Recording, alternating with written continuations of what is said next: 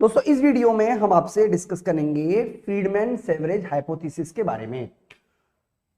तो इससे पहले आपने बर्नौली की हाइपोथेसिस समझी है, जिसमें उन्होंने कहा कि एक व्यक्ति जो है वो जहां पर जीतने और हारने की संभावना बराबर बराबर होती है, वहां पर जो वो रिस्की एक्टिविटीज में इन्वॉल्व नहीं होता। इसी को मापा न्यूमैन मॉर्गेस्टर्न के हाइपोथेसिस के द्वारा, इंडेक्स के द्वारा। तो फ्रीडमैन-सेवरेज ने अनिश्चितता और जोखिम की स्थिति में उपभोक्ता व्यवहार का एक नवीन विश्लेषण प्रस्तुत किया और उन्होंने कहा कि एक ही व्यक्ति जोखिम की क्रियाएं भी करता है और वही व्यक्ति जो है जोखिम से बचाव के लिए बीमा भी कराता है।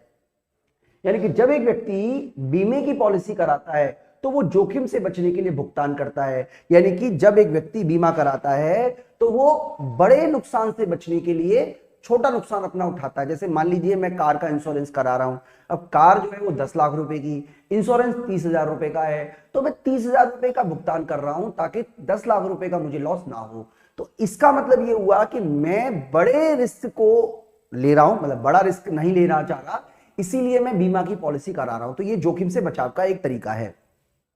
दूसरा, एक व्यक्ति लॉटरी खरीदता है, यानी कि लॉटरी खरीदने का मतलब ये हुआ कि वो बड़े लाभ के लिए छोटा सा भुगतान कर रहा है। मान लीजिए आपने क्या किया, 100 रुपए की लॉटरी खरीदी ताकि आपको 1 लाख रुपए मिल जाए, तो आप क्या कर रहे हो, रिस्की इन्वॉल्व हो रहे हो। यानी कि एक व्यक्ति जोखिम से बचाव का भी करता है और वही व्यक्ति हो सकता है कि जोखिम को एक तरीके से आप कह सकते हो जोखिम उठाने को भी तैयार हो जाए। यानी कि कुछ लोग क्या करेंगे, बीमा, कुछ लोग बीमा करने के लिए तथा कुछ लोग जोखिम उठाने, दोनों ही क्रियाओं में इन्वॉल्व होते हैं। कुछ लोग क्या करते हैं, बीमा उठाने के लिए भी बीमा भी कराते हैं और जोखिम भी कराते हैं।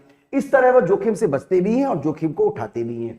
तो जिस तरीके की बात सेंट पीटर पर पैराडॉक्स में कही गई है कि व्यक्ति जोखिम नहीं उठाते, जो व्यक्ति जोखिम उठाते वो रिस्क नहीं लेते, जो रिस्क लेते वो जोखिम नहीं उठाते, तो इसको पूरी तरीके से उन्होंने विरोध किया और कहा कि व्यक्ति जो है वो जोखिम भी उठाते हैं, वो रिस्क भी लेते हैं। ये डिपेंड करता है उसकी मार्जिनल यूटिलिटी पर, और मार्जिनल यूटिलिटी किसकी, उसकी जो इनकम है उसकी मार्जिनल यूटिलिटी कितनी है।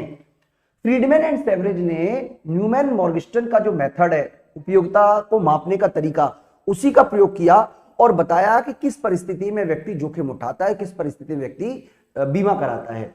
तो उसके लिए उन्होंने बताया कि एक निश्चित आय के स्तर तक व्यक्ति की मुद्रा उपयोगिता, मतलब एक निश्चित आय के नीचे मुद्रा की सीमांत उपयोगिता घटती है, यानी कि वो बीमा कराएगा, और इस अवस्था में व्यक्ति जोखिम उठाने के लिए बीमा कराएगा तथा अधिक हानि होने की संभावना के कारण कम जोखिम को प्राथमिकता देगा। देखिए मैं आपको समझाने की कोशिश करता हूं आपको ये पूरा कंसेप्ट, क्योंकि ऐसे तो आपको समझ में आएगा नहीं। मान लीजिए मेरी आय जो है वो है 2 लाख रुपए महीने की, तो मैं क्या करूंगा, जो रिस्क है वो कम लूंगा, क्योंकि 2 लाख रुपए तो मुझे खर्चे के लिए, जीवन के लिए चाहिए ही चाहिए। यानी कि 2 लाख रुपए का मैंने 2 लाख रुपए तो भाई मुझे सरवाइव करने के लिए चाहिए ही चाहिए। सिंपल मतलब ये हुआ कि इतने पैसे जब तक मेरे को मिल रहे हैं तब तक मैं रिस्क नहीं लूंगा, बल्कि मैं क्या करूंगा, रिस्क से बचाव का उपाय करूंगा। लेकिन अगर मान लीजिए मेरी इनकम 2 लाख से ज्यादा हो जाती है, तो 2 लाख से कितनी, 10 लाख रुपए तक, इस काम में मैं क्या करूंगा, रिस्क लूंगा।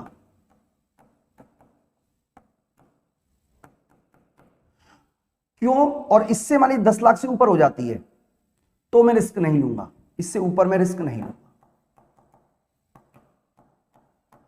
लेकिन ऐसा क्यों मैं कर रहा हूं, समझने की कोशिश कीजिएगा।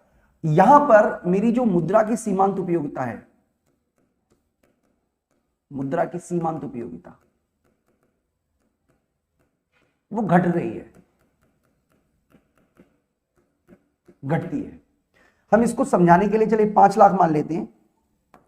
2 से 5 लाख के बीच मुद्रा की सीमांत उपयोगिता बढ़ती है,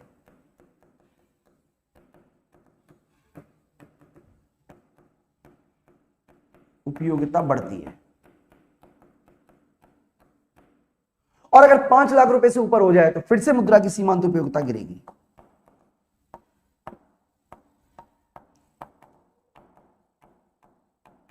यही फ्रीडमैन-सेवरेज का हाइपोथेसिस है।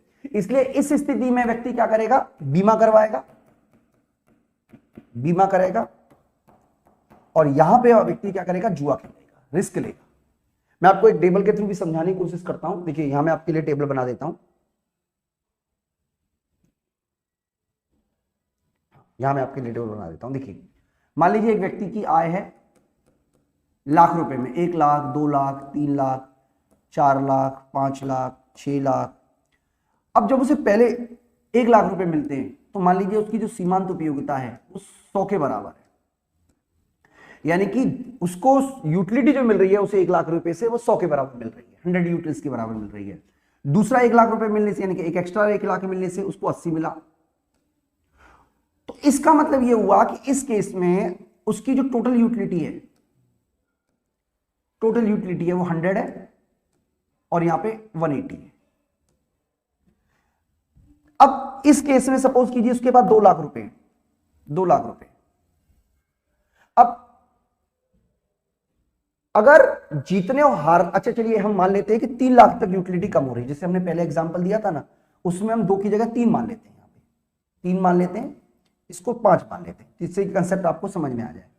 और 3 पर मान लीजिए हमारे को यूटिलिटी मिल रही है 60 की, तो ये 240 हो गया। अब सपोज कीजिए किसी व्यक्ति के पास में केवल 180 रुपए है। अब क्योंकि उसको पता है कि इस रेंज में उसकी मुद्रा की सीमांत उपयोगिता घट रही है, यानी कि अगर वो 2 से 1 लाख पहुंच गया तो वो 100 का लॉस होगा, उसको 80 का लॉस होगा, 80 का लॉस होगा। और अगर वो 2 से 3 लाख पे पहुंच गया तो उसको 60 का फायदा होगा। यानी कि इस केस में आप देख सकते हो कि उसको गेन जो हो रहा है वो कम हो रहा है, जबकि फायदा जो हो रहा है, जो कि लॉस जो है वो ज्यादा है। इसीलिए वो क्या करेगा, इस केस में वो बीमा करवाएगा। अब दूसरी रेंज में क्या है, हम ये मान के चल रहे हैं कि मुद्रा की सीमांत उपयोगिता बढ़ रही है, यानी कि यहां पे हमारी जो उपयोगिता है वो बढ़ रही है। अब मान लीजिए इस केस में वो क्या है, 240 में 80 जोड़ोगे तो 320 आएगा, 320 में 100 जोड़ोगे तो 420 आएगा, और 420 में 120 जोड़ोगे तो वो 560 आएगा, 540 आएगा। अब इस केस में मान लीजिए वो इस जगह पर है। अब यहां पे अगर वो रिस्क लेता है, 1 लाख रुपए का रिस्क लेता है, तो गेन कितना होगा, उसको गेन होगा 120 का, जबकि लॉस होगा केवल 80 का। तो इस केस में वो रिस्की एक्टिविटीज में इन्वॉल्व हो जाएगा, यानी कि इस केस में वो क्या करेगा, जुआ खेलेगा, रिस्क लेगा। और जिस स्थिति में फिर से मुद्रा की सीमांत उपयोगिता कम हो गई है, मान लीजिए फिर से कम हो जाती है, तो फिर से वो क्या करेगा, जोखिम नहीं उठाएगा या बीमा कराएगा। इसका मतलब केवल बीच वाली स्थिति में ही वो जोखिम उठाएगा, ऊपर और नीचे वाली स्थिति में जोखिम नहीं उठाएगा। तो डायग्राम के थ्रू अगर इसको समझाने की कोशिश करें तो मैं आपको कैसे समझाएंगे, मैं आपको यहां पे एक डायग्राम और बना देता हूं। देखिए, हम सीमांत उपयोगिता का डायग्राम नहीं बना रहे, बल्कि कुल उपयोगिता का डायग्राम बना रहे हैं। 3 क्षेत्र हैं। फर्स्ट क्षेत्र ये बीमा क्षेत्र है, दूसरा ये बीमा का क्षेत्र है, तीसरा ये जुआ का क्षेत्र है, रिस्क का क्षेत्र है। तो बीमा के क्षेत्र में मुद्रा की सीमांत उपयोगिता कम हो रही है, इसका मतलब आपको इस तरीके का डायग्राम बनाना है। जुआ क्षेत्र में सीमांत उपयोगिता बढ़ रही है और फिर से सीमांत उपयोगिता कम हो गई। तो इसको बोलते हैं फ्रीडमैन एवरेज हाइपोथेसिस। इसका मतलब है सीमांत उपयोगिता कम हो रही है,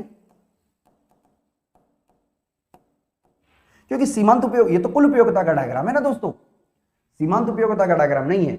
इसीलिए पहले जब तक सीमांत उपयोगिता घटेगी तब तक कुल उपयोगिता घटती दर से बढ़ेगी। इस क्षेत्र में कुल उपयोगिता बढ़ती दर से बढ़ेगी और यहां पे कुल उपयोगिता घटती दर से बढ़ेगी। तो ये है दोस्तों पूरा का पूरा फ्रीडमैन एवरेज हाइपोथेसिस, और मैं उम्मीद करता हूं कि आपको अच्छी तरीके से कंसेप्ट समझ में आया भी होगा। इस वीडियो में इतना ही, थैंक यू।